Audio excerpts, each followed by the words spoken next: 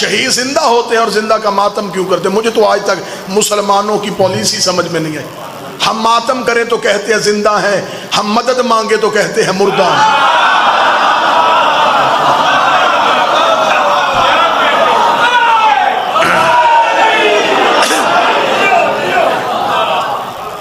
اگر ہم کہیں گے یہ زندہ ہیں تو پھر کہتے ہیں کہ نہیں جی مدد مانگتے ہو یہ تو مردہ ہے۔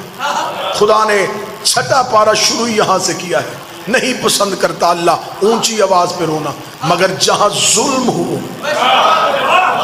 وہاں اجازت۔ اگر تجھے زندہ کے ماتم کی اتنی تکلیف ہے، یعقوب کو پتا تھا کہ یوسف زندہ ہے، نبی تھا، جانتا تھا بیٹا زندہ ہے، پھر بھی 40 سال رویا، صرف یہ سمجھانے کے لیے کہ مظلوم کو رویا جا سکتا ہے۔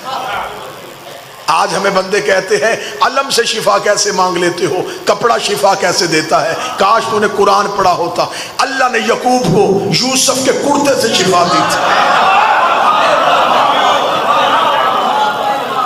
لاکھوں دلائل، ہزاروں دلائل، جناب سارا کا چہرے پہ پیٹنا قرآن سے ثابت ہے۔ اگر کوئی بندہ کہے کہ نہیں یہ تو پچھلے نبیوں کی بات ہے، ہمارے نبی کے دور میں تو ایسا کچھ ہوا ہی نہیں، تو چلے پھر میں حوالہ لکھوا دیتا ہوں، حوالہ لکھ لیجئے، مدارج النبوہ، شاہ عبدالحق محدث دہلوی کی کتاب ہے، مذہب اہل سنت کی معتبر کتاب ہے۔ اس میں لکھا ہے جب جنگ احد میں رسول کے چچا حمزہ شہید ہو گئے اور احد کے شہداء کا ماتم مدینے میں ہو رہا تھا، اب جو لفظ بالکل لکھے ہیں میں وہ لفظ پڑھوں گا تاکہ کل کو کوئی ویڈیو کیمرے میں میری ویڈیو لے کے کتاب کے ساتھ ٹیلی کرے تو وہ یہ نہ کہے یہاں لفظ اور تھے ممبر سے اور بیان کیے گئے۔ میں وہی لفظ پڑھتا ہوں جو شاہ عبدالحق محدث دہلوی لکھا ہے، انہوں نے کہا جب رسول مدینہ پہنچے تو پورا مدینہ ماتم کدا تھا۔ ماتم کدا کہتے ہیں ماتم کرنے والی جگہ، یا میں اس کا آسان لفظ کروں امام بارگاہ، پورا مدینہ ماتم کدا تھا۔ رسول نے صحابہ سے پوچھا یہ کس کا ماتم ہو رہا ہے؟ تو صحابہ نے کہا یا رسول اللہ یہ احد کے شہداء کے ورثہ اپنے شہداء کے لیے ماتم کر رہے ہیں۔ رسول نے ٹھنڈی آہ بھر کے، یہ محدث دہلوی کا لفظ، ٹھنڈی آہ بھر کے کہا ہائے میرے چچا حمزہ پہ ماتم کرنے والا کوئی نہیں۔ یہ کہہ کے رسول گھر گئے، انصار اپنے اپنے گھروں میں گئے، اپنی اپنی عورتوں کو بلایا، بچوں کو اکٹھا کیا اور رسول کے دروازے پہ لے کے آئے۔ میں جملے پڑھ رہا ہوں مدارج النبوہ سے، انصار صحابہ اپنی عورتوں کو لے کے رسول کے دروازے پہ آئے، پہلی ماتمی سنگت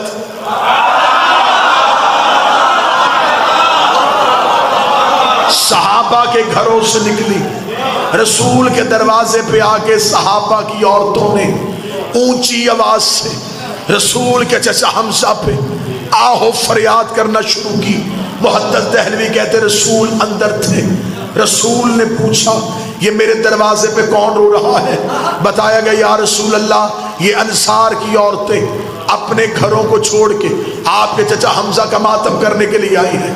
جملے محدث کے نہ ہوں میں گردن کا لہو دوں گا۔ شاہ عبدالحق کہتا ہے رسول نے مصلی پہ دعا کی ہاتھ بلند کر کہا میرے اللہ جو میرے چچا کو رونے کے لیے انہیں بھی بخش دے، ان کی اولاد کو بھی بخش دے، ان کی اولاد کو بھی بخش دے، انہیں بھی بخش، ان کی اولاد کو بھی بخش، ان کی اولاد کو بخش۔ ہر عبادت ایک نسل بچاتی ہے، حسین کا ماتم 3 نسلیں بخشوا دیتی۔ سنی کتاب سے دلیل، ایک اور دلیل سن لو جلدی جلدی۔ اب ایسے کرنی کو خبر ہے نبی زندہ ہے، صرف نبی کا دانت زخمی ہوا ہے، ٹوٹا نہیں۔ آج کے بعد نہ کہنا نبی کا دانت ٹوٹا، ٹوٹنا عیب ہے، رسول بے عیب۔ دانت ٹوٹ جاتا چہرے میں نقص آ جاتا، جہاں نقص ہو وہ کامل نہیں ہوتا۔ دندان مبارک زخمی ہوا، اب ایس کو خبر پہنچی، رہتا وہ کرن میں تھا، دیکھا پیغمبر کو تھا نہیں، پتھر اٹھایا، پہلا زخمی کیا، ذہن میں آیا کہ شاید نبی کا یہ نہ ہو،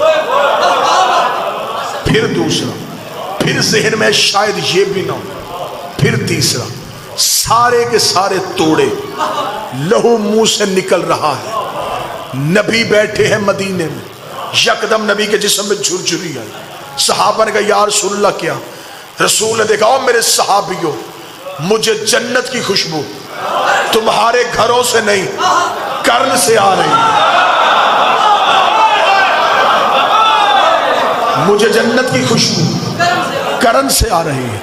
صحابہ نے کہا یا رسول اللہ وہاں کون رہتا ہے؟ فرمایا اگر تم میں سے کوئی کرن جائے، وہاں میرا ایک عاشق ہے، اس کا نام اویس ہے، اسے میرا سلام کہنا۔ میں بات سمجھا ہی نہیں سکا، محمد وہ ہے جسے اللہ سلام کر رہا ہے، نبی وہ ہے جو اپنے عاشق اور اپنے ماتمی کو سلام کر رہا ہے۔ نبی نے کسی صحابی سے نہیں کہا کہ جلدی جاؤ تیز رفتار گھوڑا لے کے جاؤ اویس کو گرفتار کرو، گرفتار کر کے لاؤ، میں زندہ تھا۔ اس نے زندہ کی یاد میں ماتم کیوں کیا؟ نبی نے کہا اسے جا کے خوشخبری دو کہ تمہیں نبی سلام کہہ رہا ہے۔ چل نبی نے تو محبت میں کہہ دیا تھا، خدا ہی کہہ دیتا کہ جسم میرا تھا، میں نے تجھے امانت دی، تو نے اسے زخمی کیوں کیا؟ خدا نے بھی لاڈ کی انتہا کر دی، خدا نے بھی جنت سے کیلا فرش پہ بھیج دیا کہ اب منہ میں دانت نہیں ہے، غذا نرم چاہیے، چبا نہیں سکتا، جنت سے کیلا اویس کی محبت میں آیا۔ پھر تو مولوی کو مان لینا چاہیے نا، عشق میں ماتم کرو، لنگر کے انتظام خدا کرتا ہے۔